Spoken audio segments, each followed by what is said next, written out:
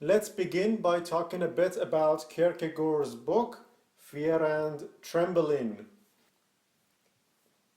I should say this is not an easy book to understand, and if you have any questions, feel free to ask me at the end of the lecture.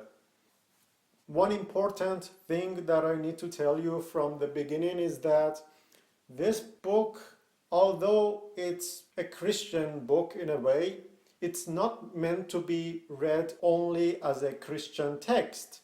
You can have a secular interpretation from this book. Even if you don't believe in God, you can still use this book because the text is very condensed and you can have various interpretations from what you're reading.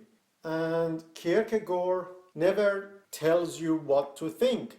He just gives you various possibilities, and you, as a reader, are responsible to choose your own interpretation of the text. So don't be fooled by the appearance of the book.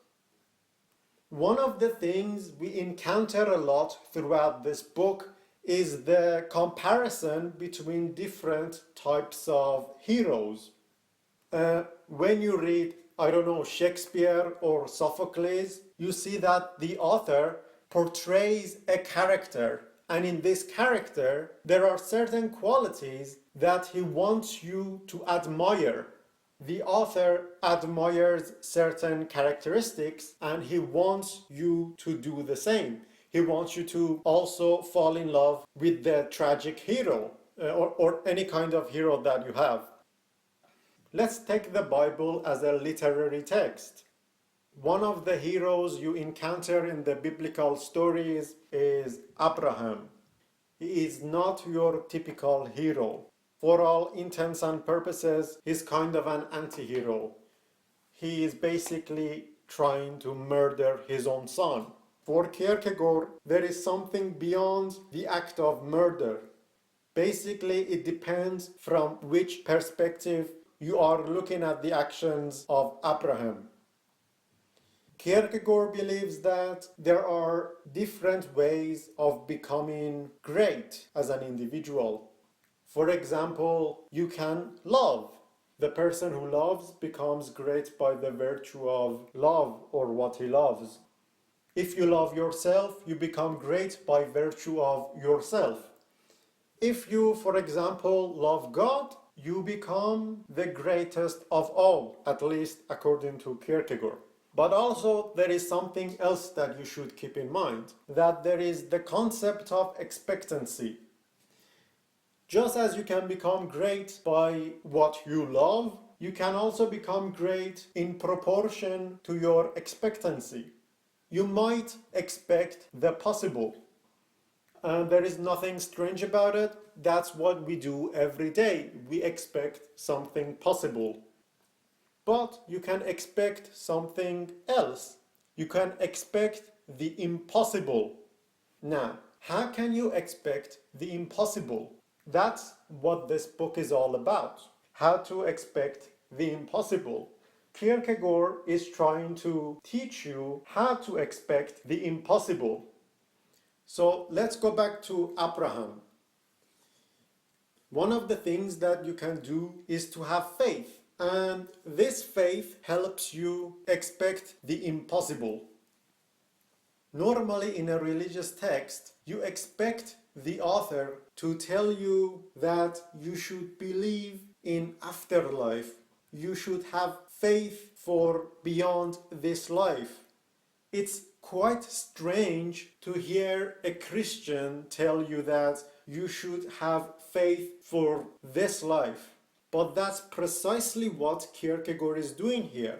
He's saying that you should have faith for this life. So when you say that Abraham had faith, it means that he had faith for this life. So for instance, he had faith that he would grow old in his country, or he would be honored among his people. So that's what Kierkegaard is telling us, that Abraham's faith was for this life. The most important part of Abraham's story is that he tries to sacrifice his own son. Now, if someone tells you that you should sacrifice your son, the proper response would be to tell that person off or to call him crazy. But not Abraham. Abraham went all the way. If he had doubted, he would have done something else. And Kierkegaard tells us something really strange. He is saying that had he done something else, it still would have counted as something great, because it is Abraham that we are talking about. What are his options here? He could have just said no. Ethically speaking, he would have done the right thing. You are saying no to killing your own son. He could have killed himself. Had he done this, he would have become a tragic hero. The world would have admired him.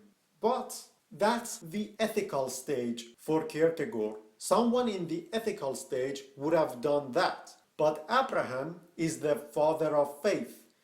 He went to the next level. He is in the religious stage. So we expect him to do something different. And don't think Abraham didn't have anxiety. I told you some of the options that Abraham had. He had anxiety just because of these possibilities.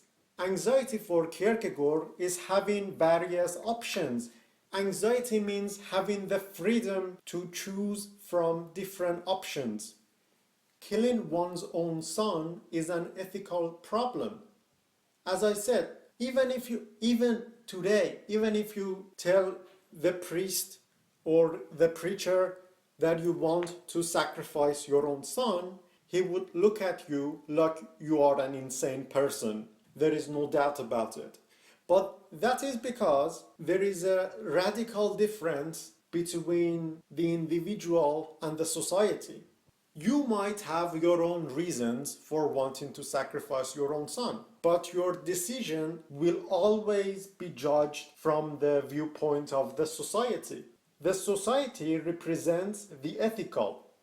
So if Abraham killed his own son, he cannot justify it by any means. He cannot justify his actions by any means. That's because the ethical stage guarantees that you will always be judged.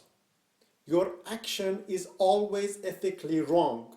Now, a Christian might defend Abraham, but that's because he is viewing Abraham from the religious stage. And by the way, this person, this Christian, still cannot justify Abraham's actions.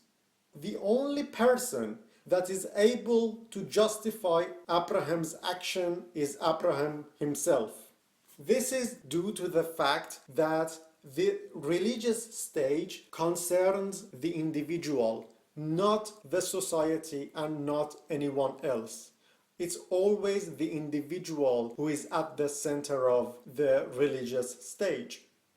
You cannot kill someone and expect to be called a pious man. If you kill someone, you are crazy, and that's it. You should be locked up. There is no way that you could justify your actions. We said that Abraham had faith and he expected the impossible. What does that mean? The impossible did happen for Abraham. At the end, he didn't have to kill Isaac. But you should keep in mind that Abraham did not know this at the time. He did not know that God would say, you don't have to kill Isaac anymore.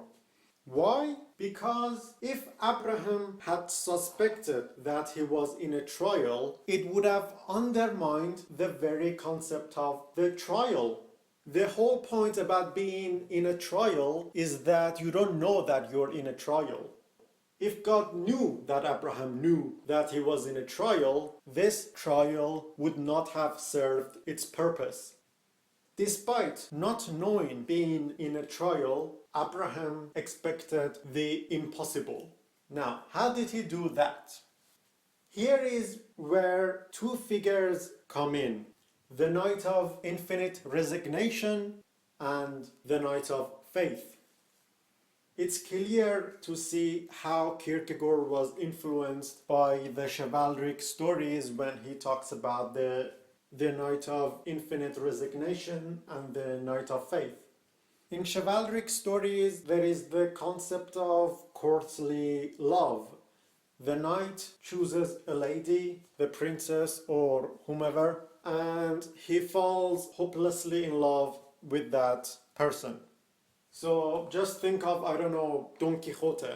He fell in love with Dulcinea, and everything that he did was done in the name of Dulcinea. But typically, in a chivalric story, the knight always knows that he cannot have the princess. Despite this, he never gives up. The princess is the object of his desire. He cannot get the princess out of his head. But at the end of the day, the princess belongs to someone else. What would you do in such a situation?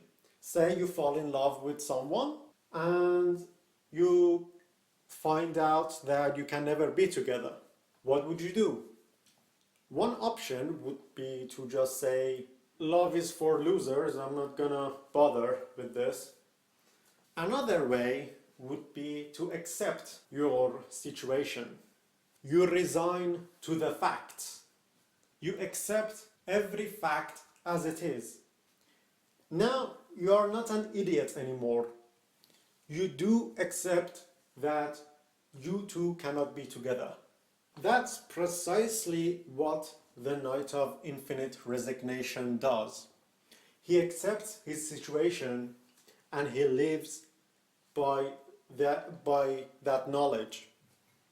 So the Knight of Resignation is convinced of the impossibility, namely the impossibility of him having the princess. The Knight of Faith does something extra. He does everything like the Knight of Infinite Resignation, but there is something more to him. He makes one more movement and he says that I have faith that I will get the princess. So he has faith that he will be with his beloved. Why? Well, the situation might be impossible, but for God, all things are possible. This is a key phrase here. For God, all things are possible. Infinite resignation is the last stage before faith, meaning that you cannot have faith before going through the act of resignation. You should take that step, but faith is something extra, and not everyone can do it. Kierkegaard doesn't blame anyone if they are not able to achieve that level. Even Johannes de Silencio, who has written this book, acknowledges this fact. He says, I cannot do it. That's why Abraham's story fascinates him. Abraham is the knight of faith. He believes the impossible. He does acknowledge the facts as they are. He acknowledges the impossibility of the situation, but he still has faith. He still expects the impossible. Everyone, with a bit of practice, I guess, can take the movement of infinite resignation, but faith is something else.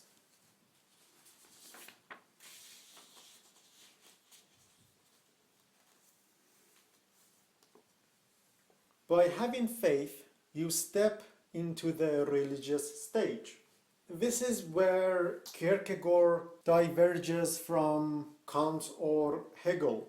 For Kant, morality means that you hold something to be true which you believe that it's also true for everyone else, and everybody else should also believe in this truth. When you talk about categorical imperatives, these are imperatives that everyone has to follow. There are no exceptions. But Kierkegaard's religious stage is the complete opposite of this. In the religious stage, you are making a movement from the universal to the individual. Now you are putting yourself as an individual above everything else. You are putting yourself above the universal. Just think about it. Abraham cannot justify his actions to anyone else. He is alone in this. Now, if the individual cannot be put above the universal, that means Abraham is lost. Without faith, there is no way of justifying Abraham's actions. So it is faith that transforms his murderous act into a holy act.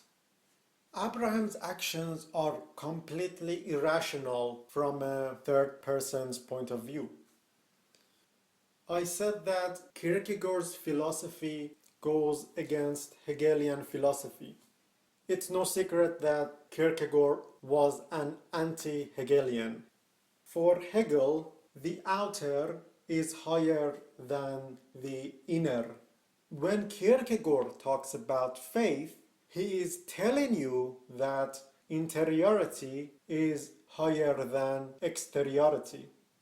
Now, let's go back to the problem of the individual versus the universal. When you are in the ethical stage, you are a Kantian.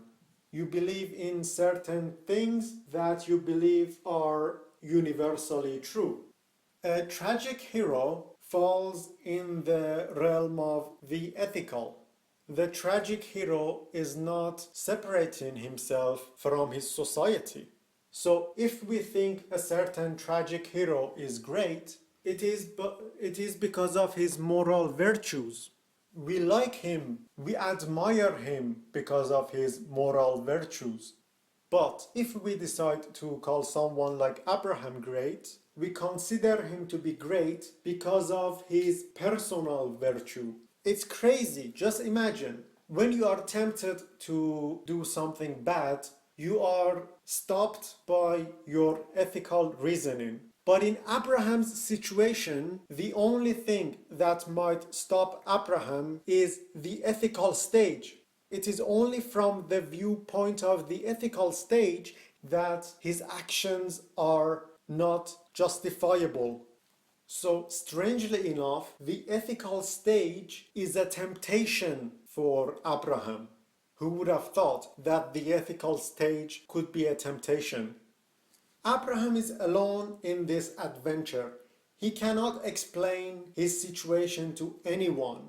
He is in a paradoxical situation and he cannot justify it because the Knight of Faith is not a teacher. He doesn't even care about justifying his actions. That's one of the other differences between the Knight of Resignation and the Knight of Faith. The Knight of Resignation is still not that alone. He can talk to other people. But what can someone like Abraham talk to other people about?